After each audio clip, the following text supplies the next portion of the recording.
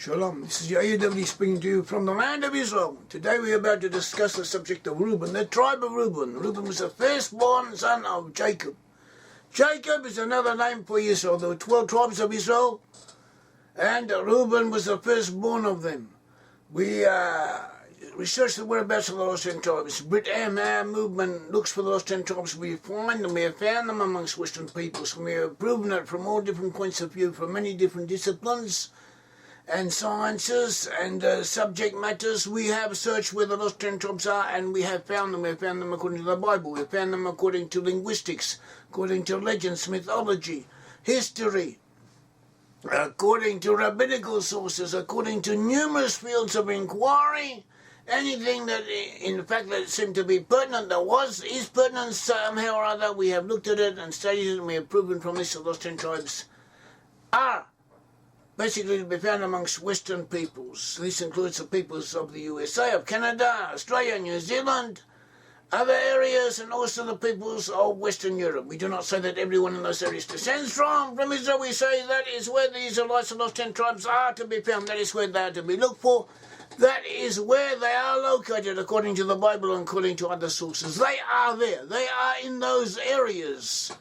They are amongst Western peoples. The lost 10 tribes are in those regions. And not only have we located in general those 10 tribes to be in those areas, we've also proven that specific tribes of Israel came to be dominant within certain regions, and that those regions may be allocated to the tribe in question. That somehow other tribal characteristics were to be found in the regions that we are speaking of. And one of the regions where we have found the Israelite tribes to be concentrated is France. In France we found the tribe of Reuben to have been especially important. And in a sense, aspects of the French national character are those of the tribe of Reuben. But not only that, we find Reuben in other areas. We find individuals, families and clans and so on, also mixed up in other areas and other parts of where the Israelites settled. And also in the USA, indications are in our time, both in the USA and in the UK, there would be found descendants of all of the tribes, even though in those areas the tribes of Joseph, of Ephraim and Manasseh are dominant. They are the dominant tribes in those regions, but also members of all of the tribes are also to be found there. And therefore we may also find people from Reuben in that region.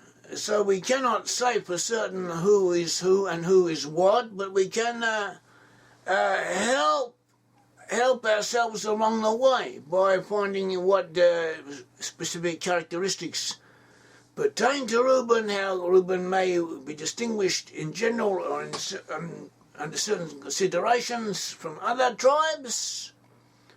And this is worth doing. It is of interest, and it also helps us understand what is involved and appreciate the complexity of what we are about and what is involved in it.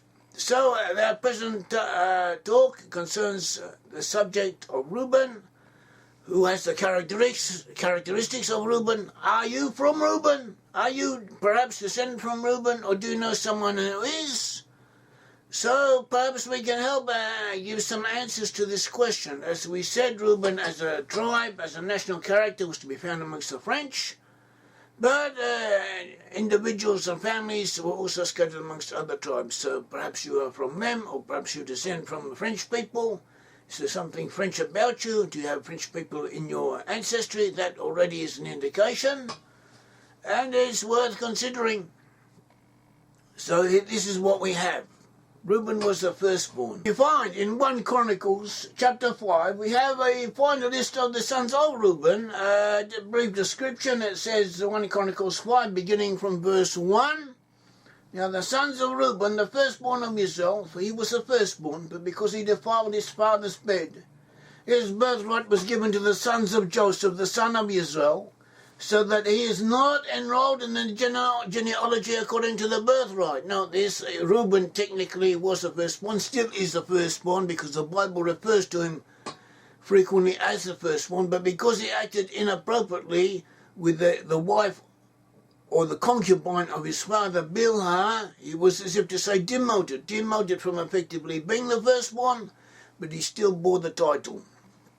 This is an important consideration, an important qualification to take into mind, and this is what the Bible is telling us. And it goes on, it tells us, though Judah prevailed over his brothers, and from him came the leader, yet the birthright belonged to Joseph. And so the actual birthright of the firstborn came to Joseph.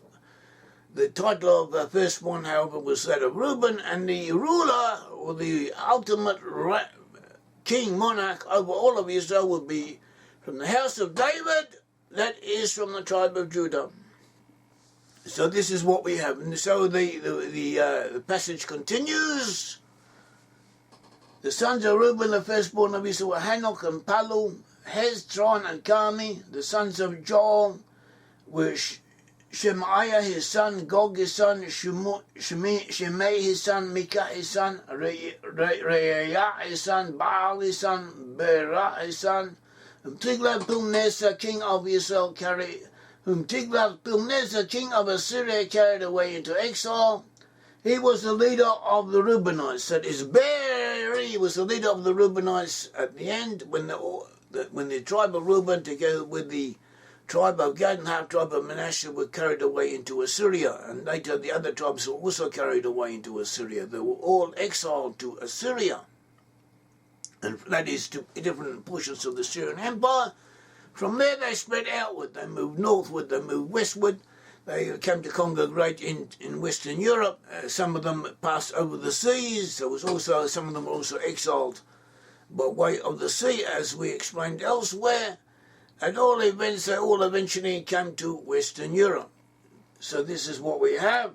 The right of the firstborn was taken from Reuben, but even though he retained the title, the name Reuben, when Reuben is mentioned in the tribal order together with other tribes, it is frequently mentioned that he was the firstborn, even after he had offended in the question concerning the concubine of his father. For instance, see the verses of Genesis 35:2-3, Genesis 46:8, Genesis 49:3, Numbers 1:20, Numbers 26:5, 1 Chronicles 5:1 and 3.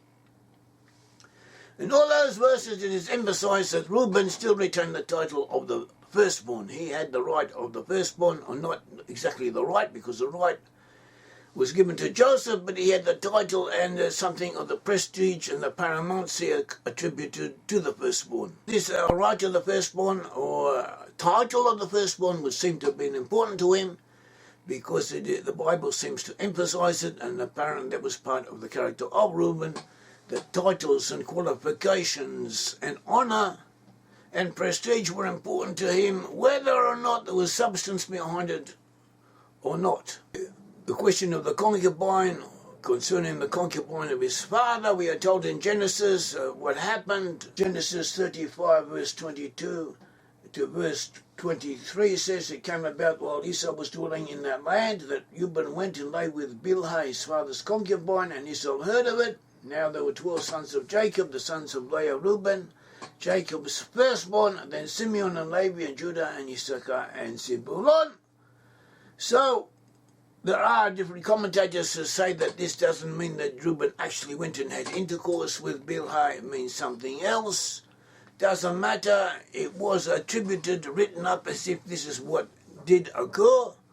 And this is what the Bible wanted us to understand, or how people understood it at the time, or how it could have been understood under certain circumstances, whatever actually did happen. This brings us to the story of Joseph. There were 12 tribes. There were 12 sons of Jacob. Jacob was also called Israel. Jacob had 12 sons. His favorite wife was Rachel. Rachel bore him Joseph and Benjamin. He gave Joseph a multicolored garment, and this was apparently a symbol of a rank, of royalty. Also, Joseph had dreams that all of his brothers and all of his family would come and bow down to him, that he would rule over them. And in addition to that, Joseph brought a bad report. He brought a bad report concerning his brothers to their father. It seems that this bad report, the Bible says the dibatamara'a, meaning that something was wrong with it. Joseph mistook their behaviour. He mistook them for behaving in a way that was not correct, in a way that was very bad, and he mistook what they were doing, and he came and related that to their father, and what he mistook them or thought they were doing, and they were not doing it, but he said they were, or were suspected of doing so, was a serious offence in that time. One could be put to death under certain circumstances for doing it. According to some interpretations, at all events it put the brothers in danger, or in danger of being disinherited, them and all their family, which was a very serious situation at the time. And they considered that Joseph was planning to dispossess them, and perhaps to put their lives and the lives of their children in danger. And there's a principle: someone who comes to kill you, rise up early and kill him. So they decided that Joseph should be put to death. They had a council. They convened a kind of judgmental body, and they decided that Joseph should be put to death. And they grabbed him, intending to kill him, but Reuben said, don't kill him, put him in a pit and let him die. And Reuben intended to come back later and take him back out of the pit and bring him back to his father. So the brothers listened to Reuben on this matter, and they took Joseph and they put him in a pit. Then apparently Reuben went away. Meanwhile, they saw a caravan of Ishmaelite, Midianites going down to Egypt, a sort of Arab-type people in a caravan going down to Egypt. So they, at the suggestion of Judah, they drew Joseph out of the pit, sold him to the Ishmaelites who were going down to Egypt, and Joseph was taken down there, and he was sold as a slave. Meanwhile, the brothers took a goat, slaughtered a goat, and they dipped the coat of Joseph in the blood and showed it to their father, and told him that Joseph has disappeared, and we found this. Tell us, do you identify this as the coat of your brother or not? And Jacob did. And Jacob said, apparently a wild beast has killed him. And Reuben, meanwhile, had come back and found that Joseph wasn't in the pit. And he was quite distraught about it. And apparently he too had the impression that perhaps the brothers had killed Joseph, because he seems not to have been present when they sold him to the Ishmaelites. Later, a famine came into the land of Egypt and to the land of Canaan, and Joseph had become king or official ruler of Egypt. And there was a famine in Egypt and a famine in Canaan. And in Canaan they were running out of food. So Jacob sent the sons down into Egypt to buy grain for their families. And when they got there, Joseph arranged it that he should meet up with them. And he recognized them. They did not recognize him. And he accused them of being spies. And when he did this, they began to recriminate each other over what they had done, over the fact that they had not shown mercy to Joseph when he had begged them to have mercy on him. And this is what we hear. Genesis 42, beginning from verse 21, it says, Then they said to one another, Truly we are guilty concerning our brother, because we saw the distress of his soul when he pleaded with us, yet we would not listen. Therefore his distress has come upon us. Reuben answered them, saying, Did I not tell you? Do not sin against the boy, and you would not listen. Now comes the reckoning for his blood. So we see from this encounter, from this incident, aspects concerning the characteristics of Reuben. The indication that Reuben had not been aware that the brothers had sold Joseph. He thought they had killed him. So this could point to a degree of gullibility upon his part. He was a leader. He made the suggestion that they should put him in the pit, and they did so. He did not assert himself. He did not say they should not touch him, which is what he actually thought, which is real, his actual sympathies, his actual thought was that they should not touch him, they should not harm Joseph. He could not assert himself to that degree, but he managed to persuade them to put him in the pit and not to kill him outright. He had a certain degree of leadership, but he did not assert himself over Julie. Also, apparently the brothers did not trust him or did not involve him in all of their actions, and he was not aware that they had sold him. So this shows a type of leader who is listened to sometimes, but at other times is ignored. Things are hidden from him. People do things behind his back. He is not altogether in charge of the situation, even though he has some influence. This is what Reuben was, and we will see this characteristic repeating itself. We also see in Reuben's expostulation when he says, "Didn't I tell you not to sin against the boy? And you would not listen. Now his blood is being demanded." See a degree of recrimination and resentment. He is the type of person who, when something has been done to him, he reminds people about what they had done to him. He thinks about it. He lets them know that he still bears a grudge because of what had happened, and also he has the resentment because they didn't listen to his voice. They did things against his will, and things went wrong because of it. Now, we may all have this bad quality in us to some degree, but some people have it more than others. And Reuben apparently was one of those. Like this, you sometimes take charge, but people don't listen to you, or they listen to you half-heartedly, or you exert authority only in a half-minute way, and people will ignore you, or work around you, or sometimes listen to you, sometimes don't, and that you have to moderate your demands in advance, because if you're too strong, too assertive, they're not going to listen to you anyway. So a lot of us are like this. Apparently this still was a characteristic of Reuben, and this is an indication of someone of Reuben's character. So Joseph accused the brothers of being spies, and then he gave them grain to take back to Canaan to their families, but he kept Shimon, one of their brothers, with him as a hostage. And he also said that the next time you come back here, bring Benjamin, your youngest brother, your little brother, with you. Because Benjamin had not come at that time, and Benjamin was a full-blooded brother of Joseph. Joseph only had one brother through his mother, Rachel, and that was Benjamin. And Benjamin had not come up because Benjamin was kept with Jacob. Jacob kept Benjamin with him because he was heartbroken over the disappearance and apparent death of Joseph, and he did not want to lose any other of his children from Rachel, who had died, and this was all he had left of his favourite wife, was Benjamin, as far as he knew.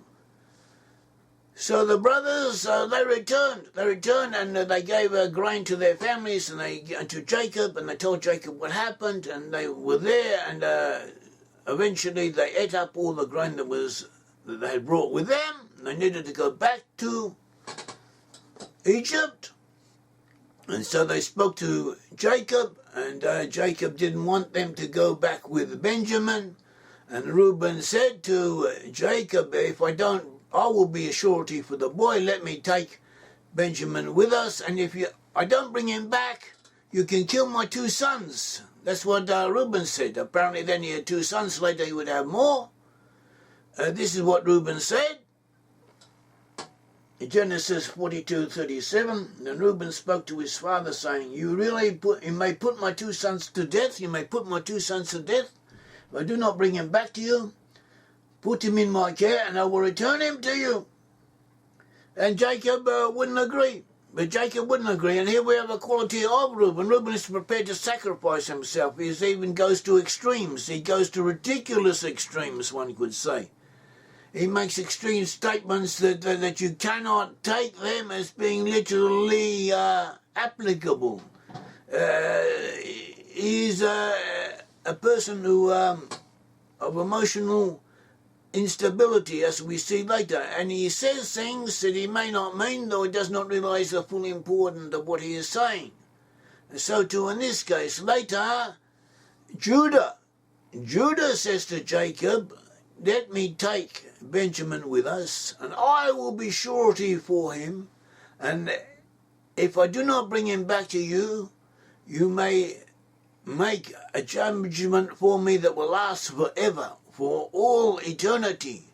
And Jacob let Judah take Benjamin with them on that occasion. So we see here a difference between the two types of leadership, as if Judah has complete self-sacrifice, complete devotion, and he knows how to talk to people, he knows what will convince them, and he knows how to assert leadership qualities, whereas Reuben has these qualities insofar as he's prepared. He is prepared to make the suggestion. He made the suggestion to his father, and the other brothers didn't. Reuben was the first one to make the suggestion that Benjamin should come with him and that he would be a guarantee for Benjamin, but Jacob would not accept it, but he accepted it from Judah. So this too is an aspect of Reuben. Reuben tries, Reuben feels an impulse to take charge, to do what is necessary and what is needed, but he doesn't always carry it through. He's not always able to succeed, to bring it over, to bring what needs to be done to pass. Later, the brothers went down to Egypt, and Jacob also went down to Egypt, and they become reconciled with Joseph. And then Jacob was dying, and he blessed all of the tribes, and he blessed Reuben, and also from the blessing of Jacob to Reuben, we see other factors concerning his character. Genesis 49:3 it says, Reuben, you are my firstborn, my might and the beginning of my strength. Preeminent in dignity and preeminent in power, uncontrolled as water. You shall not have preeminence, because you went up to your father's bed. Then you defiled it. He went up to my couch. Sure, so Reuben had lost it, as if to say. Reuben had lost it, but Reuben would always have a certain degree of dignity, a certain degree of preeminence. He would be respected, he would achieve great things, but he would not be the overall commander. That aspect of the firstborn right would be lost to him. Also, he'd be unstable to some degree. He would not be able to control himself. He would go from one extreme to another. He would be unstable like water, which is flowing, which you cannot hold it down in one place. It just spills over. So Reuben was suspected or accused or is written up about as if he had done something improper with Bilhah, the wife or the concubine of his father. So too later Reuben found mandrakes, and he gave them to his mother Leah, and Leah with these mandrakes bought the right to be with her husband from Rachel. Apparently they took it in turns, or whatever the story was. Leah gave the mandrakes to Rachel, who wanted them in order that Leah should be with their husband instead of Rachel. And Rachel agreed, and as a result of that union, Issachar was born. And these mandrakes apparently, according to tradition, had aphrodisiac power. They increased the power of conjugation, of intercourse, and enhanced its success. So this shows Reuben involved with such matters, aphrodisiacs, conjugations, right to be with one's husband, and so on. Reuben somehow is mixed up in all of this. Reuben had this aspect to his character. Reuben is also associated with the French people. The French are known to be romantically inclined, or that reputation. Paris is considered the city of love. They have a reputation of being sexually free with their favours, even though statistically this is not so correct. They're not much worse than other European peoples at least of those peoples around them. They are not as bad as all that, according to statistics, but they do have this name. They have this impression there, and this is what people think of them. So there's something to it somehow. So if you are this way inclined, you're a romantic, you're essential, you are a bit free with your favours, or you want others to be that way. So most people are like that at some stage in their life, or a good portion of the general population are like that, especially in our time, when the media is giving us a brainwashing day and night about sex here, sex there, sex on the internet, sex on the television, sex education in the schools, sex education in the newspapers, sex being carried out in the streets, sex all over the place, so we're all going sex crazy. So that doesn't mean that everyone who is not afflicted by that affliction is from Reuben. Because then you would have a good portion of the whole population of the world associated with Reuben. But nevertheless, it is another factor, another ingredient in the whole complex of qualities that may be ascribed to Reuben and that may also be considered. So this too is part of the mix which that makes Reuben what he is. Reuben was the firstborn. This is repeated over and over again in the Bible. Being the firstborn was important to Reuben. It was also part of the blessing of Jacob to him, and being the firstborn suggests a certain way of mind, a certain line of thought, as if you were born with certain rights, or you qualified yourself for rights. You received the certificate, you took the degree, you did what was necessary to receive certain tasks, certain positions, and it is what is owed to you, one could say, by society, by the state of affairs. You have this attitude to life situations that is not necessarily always justified by the reality. So this too is another point. Leads us to rationality.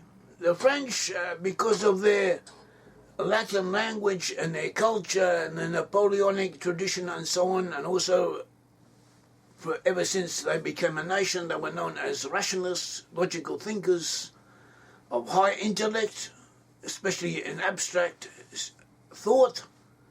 And this also comes from being the firstborn, of thinking of things, that things should be rational, things should proceed from a set assumption, from a set fact, a given fact, and they should proceed logically. This is rational thought, this is logical deduction, and this is very helpful, very efficacious. It works in many situations, but not all the time. Sometimes things are not so logical as they should be. And a person who is in a logical, rational orientation can make mistakes in this area. It leads to impulsive doing things. You assume things should be as your logical or your powers of deduction have assumed they are, or they should turn out. And this, so you're impulsive, and sometimes your impulsions are mistaken. The ancient Gauls in France were known as Galli, and Galli in Latin means a rooster, a cock. And you have a rooster, and the Romans associated the Gauls, the people of France at that time, with a rooster. And later a rooster, in popular imagery, became a symbol of the French. And perhaps the rooster is associated with Reuben. Reuben gets up early in the morning, according to tradition. Reuben was sometimes associated with the rising sun. He gets up early in the morning, he goes out to work like a rooster. Gets up early in the morning and cries out and wakes people up, at least according to folklore. And a rooster is imaged as pushing out his chest, strutting around. And this is like someone similar to what the French are popularly depicted as doing. And he's also pugnacious. He's prepared to fight for his rights and assert himself. So this too may be an aspect of Reuben. The sons of Reuben were Hanok, Phalu, Hezron and Carmi. Hanok can mean inauguration. It can mean inauguration, education, ceremony, standing on ceremony, liking ceremony, doing the outward form of things being important. Phalu means wondrous. It also can mean distinction, excellence, and perhaps these two are attributes of Reuben. Do you prefer quality over quantity? Are you prepared to pay more for something which is good, well done, handmade than a common factory product, even though it costs much less? Even though the factory product costs much less, do you prefer something which is really good? So too the French are known for fine wines and for growing quality wines. This is associated with Carmi, vineyards and agriculture. Also Reuben in the Bible is often associated with cattle grazing and cattle raising. And so we have these aspects of Reuben. Do you have anything like this in your background or in your family amongst people you know? These two are matters that are associated with Reuben.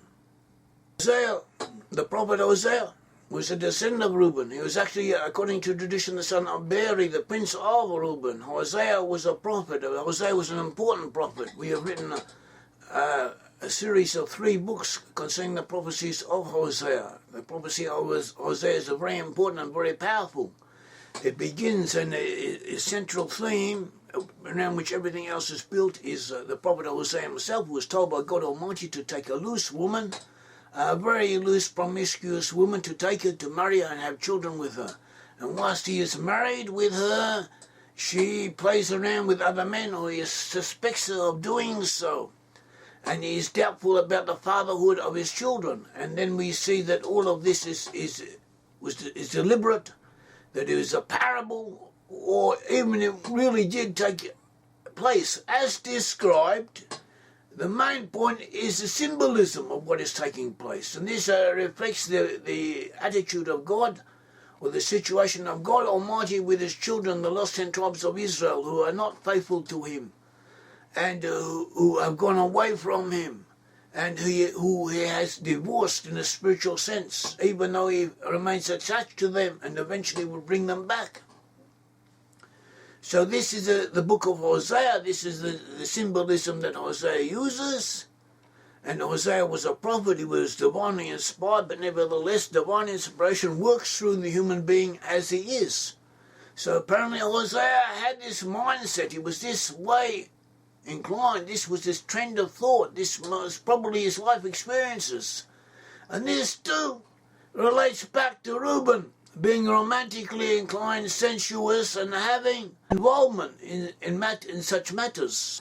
So attributes that we find to be associated with Reuben are mercy, kindness, empathy with others, as we saw in the case of Joseph, as we saw in the case of the brothers wanting Benjamin to come down with him in order that he might save the whole family.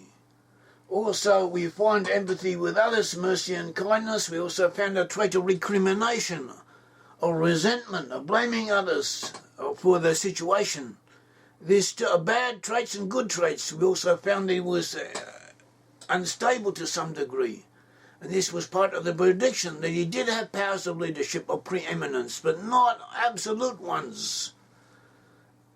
And this is what Reuben was. Reuben preferred good quality over cheap products.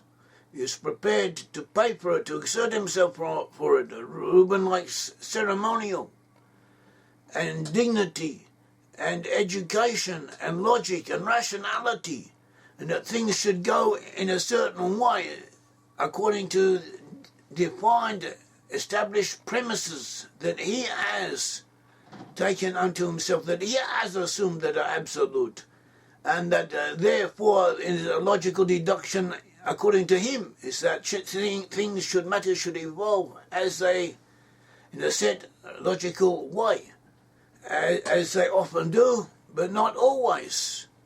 So here we find Reuben with good and bad qualities, with something unique in the way these qualities are brought together within himself, and therefore these are indications concerning the characteristics of Reuben.